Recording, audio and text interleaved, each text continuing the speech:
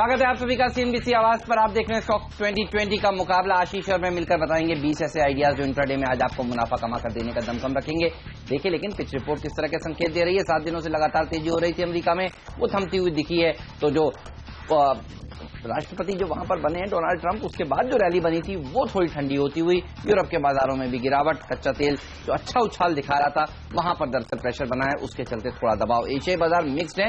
आप देखिए SGX Nifty जरूर आपको 31 अंक बढ़त के साथ कारोबार की शुरुआत दे रहा है, लेकिन शंघाई के मार्केट्स देखिए, जापान का बाजार देखिए, रैली नहीं है वहां पर भी आज। तो ग्लोबल क्यूज थोड़े से ठंडे हैं और ऐसे में लोकल क्यूज में भी कुछ ज्यादा दम है नहीं। 1950 करोड़ रुपए की कैश मार्केट में एफआईआई ने आशीष कल भी बिकवाली करी है। तो मेरे सिलेक्टर्स को लगता है सेल ऑन रैलीज की रणनीति रखनी चाहिए। आज ज्यादातर जो शेयर हैं वो गेंदबाजी हैं। आपके सिलेक्टर्स क्या कहते हैं? अच्छा, कल का सेशन अच्छा पुल बैक का सेशन था, उसके बावजूद हम टिक नहीं पाए, तो दिखा रहा है एक्चुअली कि मार्केट सेल ऑन 3 दिनों से डेज लो पर समाप्ति हो रही है। तो वो कल बड़ा टेस्ट था मार्केट का, कोई भी इंपॉर्टेंट लेवल हम ब्रीच नहीं कर पाए।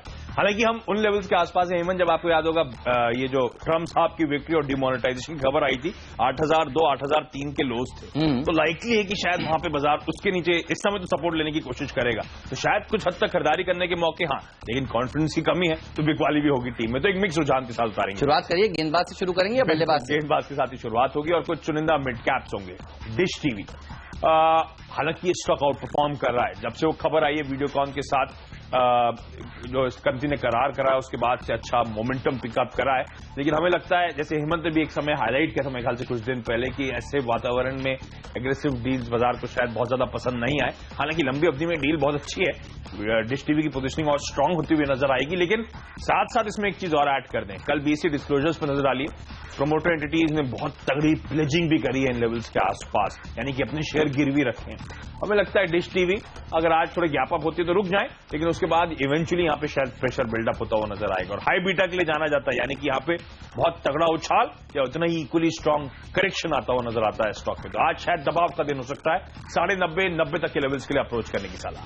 2 स्टॉक और वो भी रियल एस्टेट स्पेस से शुरुआत कर रहे हैं उनसे। एचडीआईएल और इंडिया बुल्स रियल एस्टेट दबाव देखने को मिल रहा है पिछले कुछ दिनों से और आगे भी दबाव जारी रहेगा। देखिए घरेलू संस्थागत निवेशक इस समय जो डिमोनेटाइजेशन का अचानक से झटका दिया गया उससे उभर नहीं पाए हैं। वो अपने एडजस्टमेंट कर रहे हैं, जो भी कैश उनके पास अवेलेबल है उसको सेट करने की कोशिश कर रहे हैं और एफआईआई की तरफ से लगातार बिकवाली होती हुई नजर आ रही है। और जो रिटेल इन्वेस्टर्स हैं वो भी, उनका मूड भी देखिए काफी कमजोरी भरा है। तो लैक ऑफ बाइंग देखने को मिल रही है। और अगर एक सेक्टर जो सबसे प्रभावित है डिमोनेटाइजेशन के चलते, वो रियल एस्टेट सेक्टर है। पिछले 1 साल से आपने देखा घरों की बिक्री बढ़ नहीं रही थी और अब जब जो कच्चा पैसा है जो जनरली यूज होता था रियल एस्टेट में, उसके ऊपर एक अंकुश लगेगा तो इनके लिए मुश्किलें और बढ़ने वाली हैं। सरकार दरअसल चाहती भी है मुश्किलें इनकी बढ़ें और रियल एस्टेट के दाम घटें। रियल एस्टेट के दाम घटेंगे तो यहां पर और थोड़ा इंतजार करना चाहेंगे लोग और उसके बाद घर खरीदने के लिए आगे आएंगे। बहरहाल अब काफी खराब समय आ रहा है और देखिए ऐसे खराब समय में जब डिमोनेटाइजेशन का फैसला सरकार ने 8 तारीख को 8 बजे लिया, उसके बाद से कई ऐसे रियल एस्टेट कंपनियां हैं जिन्होंने पुराने नोट स्वीकार करने शुरू कर दिए, बुकिंग्स करनी शुरू कर दी। कल सीएनबीसी आवाज ने जैसे इसकी जानकारी दी, आयकर विभाग ने कई रियल एस्टेट कंपनियों के ऊपर छापे भी मारे। तो दिक्कतें जो है इनकी बढ़ने वाली हैं। हर रोज आपको खराब खबरें आएंगी इस सेक्टर से। एचडीआईएल में बिकवाली करिए, इंडिया बुल्स रियल एस्टेट में भी दबाव के साथ कारोबार हो सकता है आज के दिन। इसी थीम से शायद कह लीजिए जुड़ा हुआ। हालांकि जब से डिमोनेटाइजेशन की खबर आई है, एक स्पेस जो बहुत तगड़ा अंडर परफॉर्मेंस दिखा रही है, यानी कि स्टॉक की बहुत तगड़ी पिटाई हो रही है, वो है सीमेंट यूनिवर्स। और उसमें अल्ट्राटेक सीमेंट हमें लगता है शायद अब बिकवाली के घेरे में आ सकता है। डोमेस्टिक कंजम्पशन पे बड़ा सवाल तो उठ ही गया है। और इसके साथ साथ ध्यान रखें, जैसे मैं डिश टीवी के लिए हाईलाइट कर रहा था, अल्ट्राटेक सीमेंट के साथ भी हम इसको प्रीमियम इसीलिए दे रहे थे, बाजार को पसंद इसीलिए आ रहा था क्योंकि खराब समय में इस कंपनी ने बड़े एग्रेसिव एक्विजिशंस करे थे, जेपी ग्रुप के बहुत तगड़े एसेट्स एक्वायर करे थे। अब हमारा जो तमाम कैलकुलेशन है पे बैक पीरियड को लेकर, क्योंकि अब एनवायरमेंट ठंडा होता हुआ नजर आएगा, डिमांड ठंडी होती हुई नजर आएगी, तो वो अल्ट्राटेक सीमेंट पे हावी होता हुआ शायद आपको इवेंचुअली दिखे। तो अल्ट्राटेक सीमेंट बेच के चलें। सीमेंट में तगड़ा प्रेशर है, जिस तरह की पोजीशंस वायदा में भी बिल्डअप हुई कल की ट्रेडिंग सेशन में दिखा रही हैं कि शायद कंटिन्यू वीकनेस देखने को मिले इन तमाम काउंटर्स में। हालांकि क्योंकि काफी मंदी की पोजीशंस पड़ी हुई हैं और अगर बाजार घूमता है तो शॉर्ट कवरिंग का सपोर्ट भी मिल सकता है। कॉशियस है, लेकिन इवेंचुअली हमें लगता है 3300 के लेवल्स तक ये शॉक आपको जाता हुआ नजर आएगा। अंबुजा सीमेंट पर भी मेरे सेलेक्टर्स बेरिश हैं आशीष। दरअसल ये स्पेस देखिए, इस क्वार्टर के जो नंबर्स आए, अंबुजा, एसीसी, बहुत ठंडे नंबर्स आए। परसों हमने देखा कि होलसेल ने अंबुजा और एसीसी में शेयर्स खरीदे ओपन मार्केट से, और वो भी काफी ऊपर के भाव पर।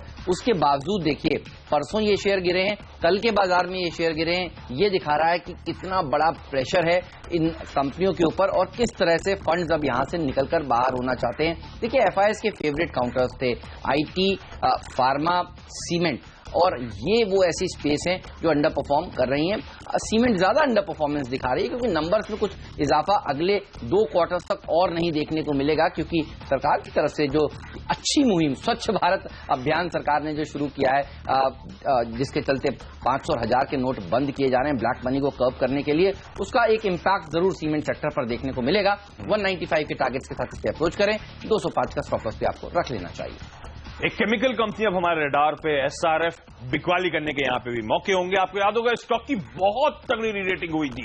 इनफैक्ट जब तगड़ा प्रीमियम कमांड करता था उसके बावजूद कई ब्रोकरेजेस की रिपोर्ट्स आई थी, उसके बाद और एग्रेसिव बाइंग होती हुई नजर आई थी। वैल्यूएशन जस्टिफाई करना मुश्किल हो रहा है। पिछले कुछ दिनों से मैं और हेमंत हाईलाइट कर रहे हैं ऐसे स्टॉक्स जहां पे वैल्यूएशन का तगड़ा प्रीमियम है, वहां पे शायद प्रॉफिट बुकिंग आती हुई नजर आए, वहां पे प्रेशर आता हुआ नजर आए। एसआर उनमें से एक काउंटर है जो ऊपरी स्तर से अब अच्छा खासा प्रेशर दिखा रहा है। वायदा बाजार में कल भी जिस तरह का बिल्डअप होता हुआ दिखा है, वो दिखा रहा है कि शायद ये वीकनेस यहां से कंटिन्यू होती हुई दिखेगी आपको। तो 1490, 1485 वो जोन से जहां तक ये स्टॉक पिट सकता है, बेचने के यहां पर भी मौके होंगे। ऐसा ही एक और स्टॉक डीएचएफएल पर मेरे सेलेक्टर्स बेरिश हो गए हैं अब। और पहले आपको याद होगा हर दूसरे दिन ये शेयर हमारी टीम में रहता था, जो टारगेट देते थे वो अचीव हो जाता था ऊपर की तरफ। और अब जिस तरह से घरों के मांग घट जाएगी डिमोनेटाइजेशन के स्टेप्स के चलते, देखिए ये स्पेस प्रेशर में रहेगा। महंगे शेयर बेचने का समय है, सस्ते शेयर खरीदने का समय है, ये साफ तौर पर समझ में आ रहा है। और इस शेयर में बहुत तगड़ी रैली देखी जा चुकी है, तो अब लोग अभी हिम्मत नहीं करेंगे ऊपर चढ़कर खरीदारी करने की। थोड़ा इंतजार करने दीजिए। अगर आपको खरीदना है, अच्छी कंपनी है लेकिन नीचे के भाव पर आगे भी मिलेगी आपको, और लैक ऑफ बाइंग के चलते यहां पर प्रेशर देखने को मिल सकता है। 215 के टारगेट के साथ अप्रोच करें, 232 का स्टॉप लॉस भी आपको रख लेना चाहिए। अच्छा, इंटरेस्टिंग है डीएचएफएल के लिए। कल जब एनबीएफसीज में आउट परफॉर्मेंस था, सारे एनबीएफसीज में खरीदारी हो रही थी, कल भी खराब प्रदर्शन दिखा रहा था, तब भी 4-5% स्टॉक नीचे कामकाज कर रहा था। वो दिखा रहा है किस तरह की इनहेरेंट वीकनेस है। अपोलो टायर्स, और इसमें भी हमारे एक्सपर्ट्स मानते हैं बेचने के मौके होंगे। ये स्टॉक भी ऊपरी स्तरों से, हालांकि तमाम मिड कैप ऊपरी स्तरों से अच्छा खासा करेक्शन दिखा चुके हैं। अपोलो टायर्स में भी हमें लगता है बिकवाली करने के मौके होंगे। वायदा बाजार का बिल्डअप मैं खासतौर पर फोकस कर रहा था, यहां पे भी जिस तरह की पोजीशंस बिल्डअप हुई हैं वो दिखा रही कि शायद लाइकली है कि प्रेशर कंटिन्यू हो। एक बात ध्यान रखें, मैं बिल्डअप की बार बार बात कर रहा हूं, अगर शॉर्ट्स बहुत ज्यादा क्रिएट हो गए हैं और बाजार में अगर आज एसजेएक्स निफ्टी की तरफ पर अच्छी शुरुआत होती है और मोमेंटम पिकअप होता है, तो शायद मंदी के सौदे कटने से सपोर्ट मिलेगा। तो इनिशियली फिर वो सेल मत करें, ऊपरी स्तरों पर बिकवाली करने के मौके होंगे और उसके बाद टारगेट्स और स्टॉप लॉसेस को अपने हिसाब से रिविजिट करें। घबराइए मत आशीष, देखिए आप आज जो रुपया है वो पहले खुलेगा और रुपया मूड बिगाड़ देगा। 100 पर है डॉलर इंडेक्स और आज एक और इम्पोर्टेंट साइकोलॉजिकल लेवल रुपया तोड़ सकता है और लगातार रुपया कमजोर हो रहा है। तो आज दबाव ऊपरी स्तरों पर देखने को मिले। और ध्यान रखिए कल ऊपरी स्तरों से बैंक निफ्टी ने 500 पॉइंट का करेक्शन दिया है, छोटा करेक्शन नहीं है। जहां खुला वहां अगर किसी ने बैंक निफ्टी बेचा तो 500 पॉइंट का गेन हुआ है। तो आज वो एक्सपायरी का दिन है ना, वीकली एक्सपायरी आने वाली बैंक निफ्टी की, तो इसलिए थोड़ा सा रिस्क पड़ जाता है। चलिए देखते हैं। लेकिन डॉलर इंडेक्स देखिए, ये है वो सूचकांक जिस पर आपकी नजर होनी चाहिए और रुपए पर आपकी नजर होनी चाहिए। आज लगता है कि रुपए में और दबाव देखने को मिलेगा। पीसी ज्वेलर्स बहरहाल सदाबहार शॉर्ट है, जब आपको ऊपर में मिले तब बेचिए। एक बात तो तय है, अगर एक चीज नहीं बिकने वाली पिछले अगले 6-8 महीनों तक, तो वो ज्वेलरी है। साफ तौर पर देखिए ज्वेलरी सेक्टर से लोग अब दूर होते हुए नजर आएंगे और ये सेक्टर सबसे बड़ा अंडर परफॉर्मर हो सकता है। और सबसे बड़ा झटका सरकार चाहती भी थी कि इस सेक्टर को लगे। और अब देखिए सरकार ने, जब से मोदी जी की सरकार बनी है, तब से हर रोज एक खराब खबर इस सेक्टर के लिए आती हुई दिखी है। और ये जो खबर अभी अभी आई है, 1000 और 500 रुपए के नोट जो बंद हुए हैं, उसके चलते भी सबसे ज्यादा प्रेशर इस सेक्टर में देखने को मिलेगा। कल जब बाजार सुबह मजबूती के साथ खुला था तब भी ये वो ऐसा स्टॉक है जो 6-7% टूट गया था और उसके बाद कोई राहत दिन भर यहां पर नहीं देखने को मिली। आज भी प्रेशर गहरा सकता है। 315 के टारगेट के साथ इसे अप्रोच करें। 330 का स्टॉप लॉस आपको जरूर रखना चाहिए। अच्छा, मूड सुधारने का समय आ गया है। मेरे ख्याल से पहली बार रिकमेंडेशन होगी अब तक की हमारी टीम की, और उसी सेक्टर से जहां पे आप बेयरिश हैं। ये स्टॉक है रियल एस्टेट स्पेस का गोदरेज प्रॉपर्टीज। बहुत तगड़ा करेक्शन तमाम रियल एस्टेट प्लेयर्स के साथ साथ गोदरेज प्रॉपर्टीज ने भी देखा है, और आर्ग्यूबली मेरे ख्याल से इस समय सबसे बेटर प्लेस्ड और सबसे ज्यादा भरोसा देने वाली रियल एस्टेट कंपनी है इस समय। तो हमें लगता है ऑब्वियसली जो पोजीशन रियल एस्टेट पे बेट कर रही थी उस तरफ मूव करती हुई नजर आएंगी। गोदरेज प्रॉपर्टीज को उसका फायदा मिलता हुआ नजर आएगा, और जो पोस्ट रीसेंट सेल ऑफ है, हमें लगता है यहां पे अगर डीआईएस वाकई एक्टिव हो रहे हैं, जैसे कल का ट्रेडिंग सेशन प्रूव कर रहा है, तो इस स्टॉक में यहां पे अच्छा खासा बाइंग सपोर्ट मिलता हुआ नजर आएगा। प्लस जिस ट्रेन की बात कर रहे हैं हेमंत इस सेक्टर में, इस कंपनी का बिजनेस मॉडल शायद आसानी से उसको ओवरकम करने का दमखम रखता है, क्योंकि एसेट लाइट मॉडल है। जॉइंट डेवलपमेंट एग्रीमेंट्स के जरिए कंपनी करती है, अपनी बुक्स पे कोई स्ट्रेन या स्ट्रेस नहीं लेती है, तो वो बिजनेस मॉडल पसंद आएगा। पेडिग्री पसंद आएगी। कॉर्पोरेट गवर्नेंस के जहां इश्यूज होते हैं वो यहां पे नदारत होंगे, तो शायद सेक्टर में एक आउट परफॉर्मेंस आप एक्सपेक्ट कर सकते हैं। आज से वो शुरू होगा या आने वाले कुछ दिनों में शुरू होगा, ये टाइम करना मेरे लिए मुश्किल की बात है, लेकिन मुझे लगता है गोदरेज प्रॉपर्टीज आउट परफॉर्म करेगा अपने पूरे सेक्टर में। लेकिन चलिए, अब वक्त है हम दोनों की टीम्स के मिस्टर डिपेंडेबल खिलाड़ी जानने का। एक और गेंदबाज आज मिस्टर डिपेंडेबल के तौर पर शामिल किया है, और वो है अशोक लेलैंड। देखिए, कमर्शियल व्हीकल्स की बिक्री अगर आप पिछले महीने की छोड़ दीजिए, जो फेस्टिवल सीजन के चलते ठीक ठाक बढ़कर आई थी, पहले 6 महीनों की बिक्री देखिए तो वो खराब रही है, और ये महीने के नंबर्स भी कमजोरी भरे आने वाले हैं। कंफ्यूजन डिमोनेटाइजेशन के चलते बढ़ गया है। कंफ्यूजन इसलिए भी है क्योंकि अब तक नई स्क्रैपिंग पॉलिसी जिसकी बात सरकार कर रही थी, जिसके तहत इंसेंटिव्स दिए जाने थे ट्रक्स बसेस खरीदने के लिए, वो सामने अभी तक नहीं आई है। लोग अपने डिसीजंस को पोस्टपोन कर रहे हैं। ये तमाम ऐसे फैक्टर्स हैं जिसके चलते कमर्शियल व्हीकल्स की बिक्री घटेगी। जीएसटी को लेकर सरकार काफी तेजी से आगे काम कर रही है, और जीएसटी के चलते भी देखिए बसेस जो ट्रक्स हैं उसमें ज्यादा अच्छी तरीके से यूटिलाइजेशन बढ़ेगा, तो वो एक और नेगेटिव है इस सेक्टर के लिए। स्टॉक के लिए खास तौर पर मेरे सेलेक्टर्स को लगता है उछाल में बेचकर चलना चाहिए। अच्छी रैली यहां पर भी देखी जा चुकी है, और प्रमोटर्स की तरफ से जब पिछली तिमाही के नतीजे आए थे, तब जिस तरह से रिस्ट्रक्चरिंग की बात कारोबार में की थी, वो बाजार के बड़े बड़े जानकारों को पसंद नहीं आई थी। 75 के टारगेट के साथ इसे आज के सत्र में अप्रोच करें। 80 का स्टॉप लॉस भी आपको जरूर रखना चाहिए। आशीष, आपका मिस्टर डिपेंडेबल स्टॉक बताएं। एक और दिग्गज होगा, और वो है ल्यूपिन। हालांकि फार्मास्यूटिकल्स कल भी हमारे रडार पे, और सरप्राइजिंगली फार्मास्यूटिकल पैक की बहुत तगड़ी पिटाई हुई थी, लेकिन आज फिर हम हिम्मत करके ल्यूपिन में खरीदारी करने के मौके ढूंढ रहे हैं। ध्यान रखें, बेहतरीन फंडामेंटल्स वाली कंपनी है, अटक रही है इन लेवल्स के आसपास, और इनफैक्ट रीसेंट पिटाई के बाद वो लेवल्स हैं जो मेरे ख्याल से मेक और ब्रेक है। यानी कि इससे पहले कई बार इन लेवल्स के आसपास स्टॉक ने सपोर्ट लिया है और उछाल देखने को मिला है। शायद ल्यूपिन में आज खरीदारी करने के मौके होंगे। कल डॉक्टर रेड्डीज में प्रेशर इसीलिए आया था क्योंकि कल बाजार बंद होने के बाद खबरें आई कि कुछ रिकॉल की, रिकॉल करे बॉटल्स के, तो शायद उसका इंपैक्ट बाजार में स्टॉक मार्केट में पहले से ही देखने को मिल गया था। लेकिन ल्यूपिन हमें लगता है आज खरीदारी करने के मौके, तो थोड़ा वेट करें पेशेंटली। स्टॉक ठंडा हो तो खरीदारी करें, और इवेंचुअली 1435 तक के लेवल्स मोस्ट लाइकली है कि इन लेवल्स के आसपास इसको सपोर्ट लेना चाहिए। चलिए, हम दोनों की 6-6 की टीम पूरी हो चुकी है। मेरे ख्याल से एक छोटा सा ब्रेक का वक्त हो चुका है। ब्रेक के बाद हम दोनों की टीम के जो फ्री हिट खिलाड़ी हैं, जो पिंच हिटर्स हैं, और मिडिल ऑर्डर के बाकी स्टॉक जो हैं, उन पर बातचीत करेंगे।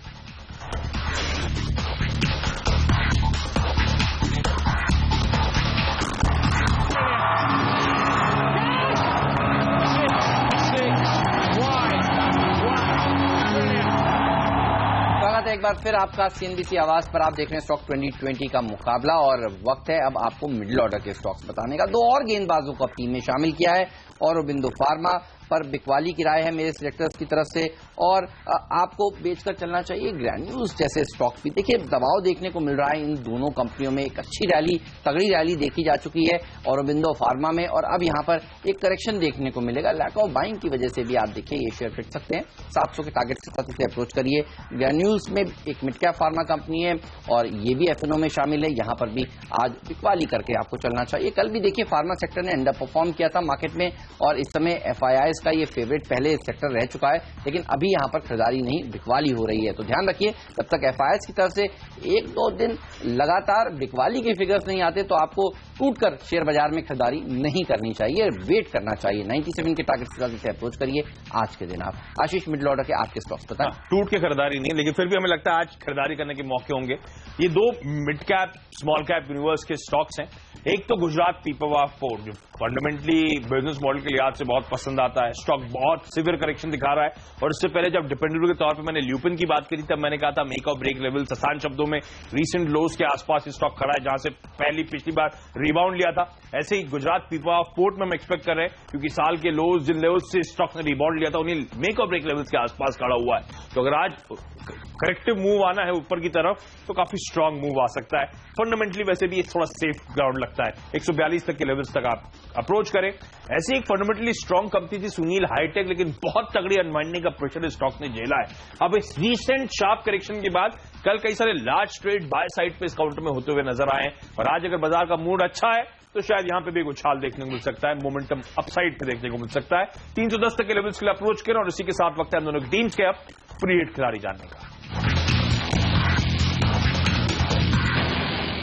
यूनाइटेड स्पिरिट्स, जी हाँ, ये होगा फ्री हिट स्टॉक। और आप जानते हैं अब पिछले कई दिनों से लगातार ये शेयर अंडर परफॉर्म कर रहा है। जब ब्रेक्जिट वाली दिक्कतें भी नहीं थी तब भी देखिए ये शेयर 52 वीक्स लो लगा रहा था। पिछले हफ्ते ही इस शेयर ने 1825 रुपए का 52 वीक लो लगाया है। तो बाजार देखिए कैसा भी हो, ये शेयर रोज धीरे धीरे करके गिरता जा रहा है। कंजम्पशन की स्टोरी के ऊपर जब इतना बड़ा सवालिया निशान लगा है अगले 6 महीने के लिए, तो ये शेयर और तेजी से गिरेगा। यहां पर प्रेशर और देखने को मिल सकता है। जो लोग मानकर चल रहे थे कि एक बायबैक आएगा डियाजियो की तरफ से, देखिए अब तक तो कम से कम ऐसा कुछ देखने को नहीं मिला है। और मेरे सूत्र बता रहे हैं कि पहले भी कंपनी कभी भी विचार नहीं कर रही थी बायबैक लाने के लिए। तो बहरहाल वो जो र्यूमर्स थे, वो र्यूमर्स के बावजूद देखिए इस शेयर में कोई सपोर्ट नहीं आया। आगे और अंडर परफॉर्म कर सकता है, हो तो निकल जाना चाहिए। शॉर्ट पोजीशंस भी बना सकते हैं 1890 के स्टॉप लॉस के साथ। आज यहां पर आप ट्रेड ले सकते हैं। एक और खरीदारी करने की सलाह होगी, वो है टेक महिंद्रा में। ये स्टॉक फंडामेंटली अब पसंद आता है। हमने देखा है आईटी कंपनीज में अब कुछ बाइंग सपोर्ट आ रहा है। लंबे समय से अंडर परफॉर्मेंस के बाद कुछ हद तक आउट परफॉर्मेंस, कुछ हद तक बाइंग इस पॉकेट में देखने को मिल रही है। शायद इसीलिए भी डोमेस्टिक इकोनॉमी जिसको लेकर नियर टर्म में पेन्स देखने को मिलेंगे, अब शायद बाहर हालात बेहतर देखने को मिले इस लिहाज से। काफी हद तक वैल्यूएशन कंफर्ट नजर आता है। स्टॉक की बहुत तगड़ी पिटाई हुई है और अब रिस्क रिवॉर्ड इन लेवल्स के आसपास फेवरेबल है। मार्जिन्स लग रहा है कि अब बॉटम आउट होते हुए नजर आ रहे हैं। यहां से बहुत ज्यादा डाउनसाइड रिस्क मार्जिन्स पे नहीं है, और बीते क्वार्टर के जो Q2 नंबर्स आए थे वो केस इन पॉइंट है कि अब शायद वो खराब वक्त, खराब फेज शायद खत्म होता हुआ नजर आ रहा है। टेलीकॉम एज अ वर्टिकल में भी यहां से बहुत ज्यादा प्रेशर देखने को नहीं मिल रहा है। इनफैक्ट मैनेजमेंट से जब हमने लास्ट बात करी थी तो वो भी बड़ा कॉन्फिडेंट था कि यहां से अब हालात टर्न अराउंड होते हुए नजर आएंगे। हमें लगता है ऐसी कंपनीज पे को रडार पे रखें जहां पे वैल्यूएशंस कंफर्ट है, रिस्क रिवॉर्ड फेवरेबल है। हाँ, आईटी कितना शीन वापस ला पाएगा, कितनी चमक और दिखाएगा कहना मुश्किल है, लेकिन अभी इस समय हमें लगता है खरीदारी करने के मौके 455 से 460 तक के लेवल्स के लिए अप्रोच करें। और इसी के साथ हम दोनों की टीम्स के वाकिया के खिलाड़ी पिंच हिटर्स की बारी है। बिल्कुल, और M&M फाइनेंशियल्स पिंच हिटर इसलिए देखिए क्योंकि पिछले क्वार्टर के जो नंबर्स आए डिसअपॉइंटिंग आए। ये भी बिल्कुल यूनाइटेड स्पिरिट्स जैसा शेयर है। आप देखिए यूनाइटेड स्पिरिट्स के भी नंबर्स कमजोर आए थे, इसके भी नंबर्स कमजोर आए। तो जिनके नंबर्स कमजोर आए देखिए वहां पर तो आपको बिल्कुल खरीदारी नहीं करनी चाहिए। और जब ये समझ में आ रहा है कि डीमोनेटाइजेशन के चलते जो 1000 और 500 रुपए के नोटों की अदला बदली इस समय पुराने नोट देकर नए नोट लेने का सिलसिला जारी है, ऑटो की बिक्री के ऊपर प्रभाव जरूर पड़ेगा। जिस तरह से कैप लगा रखी है पैसा निकालने के ऊपर, देखिए मूड और सेंटीमेंट बाजार का थोड़ा सा कमजोर है। और ऐसे में ये शेयर जो एक जबरदस्त तेजी दिखा चुके हैं, कमजोर नंबर्स भी वहां पर आए हैं, तो यहां पर अच्छा प्रेशर देखने को मिल सकता है। कल के दिन भी देखिए इन शेयरों में दबाव भी देखने को मिल रहा था।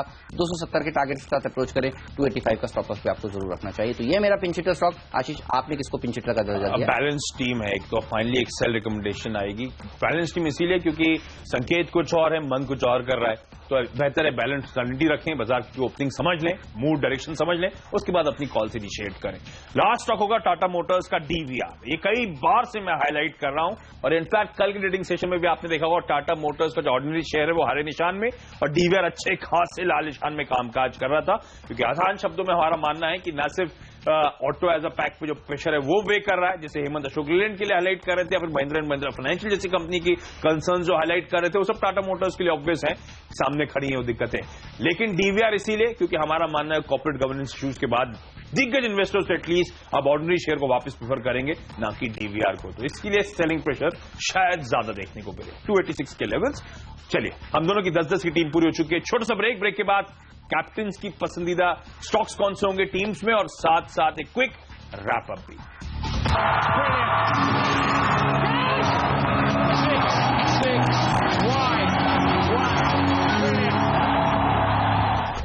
ब्रेक के बाद आपका स्वागत है, और हम दोनों की 10-10 की टीम पूरी हो चुकी है। मेरी एक बैलेंस टीम है, 5 बल्लेबाज, 5 गेंदबाज। हेमंत, कुछ पसंद आ रहा है? बिल्कुल, काफी सारे शेयर पसंद आ रहे हैं आपकी टीम में से। अल्ट्राटेक सीमेंट जैसे स्टॉक्स दबाव में देखने को मिलेंगे, और सीमेंट सेक्टर देखिए अंडर परफॉर्म करेगा अगले कुछ दिनों तक। एफआईएस की तरफ से जिस तरह से बिकवाली देखने को मिल रही है, ये सेक्टर में ये शेयर प्रेशर में रह सकता है। मेरी टीम पर नजर डालकर बताइए आपको एक शेयर कौन सा सबसे अच्छा लगता है। बल्लेबाजी का कोई ऑप्शन नहीं है। शायद सही भी है, और हमें इसमें डीएचएफएल, क्योंकि रियल एस्टेट पे गाज गिरना, थोड़ा सा स्टॉक में अंडर परफॉर्मेंस जो है वो शायद आज भी लाइकली कंटिन्यू होता हुआ नजर आएगा, तो हमें लगता है आज यहां पे बिकवाली करने के मौके हैं। ऑलराइट, लेंगे इस नोट पर छोटा सा ब्रेक, कहीं मत जाइए, बने रहिए सीएनबीसी आवाज के साथ ही। ब्रेक के बाद एक्सपर्ट्स का दमदार पैनल हमारे साथ जुड़ेगा, जो बनाएगा आज के लिए आपकी ट्रेडिंग रणनीति। जी हां, मार्केट काउंटडाउन हाजिर करेंगे ब्रेक के उस पार।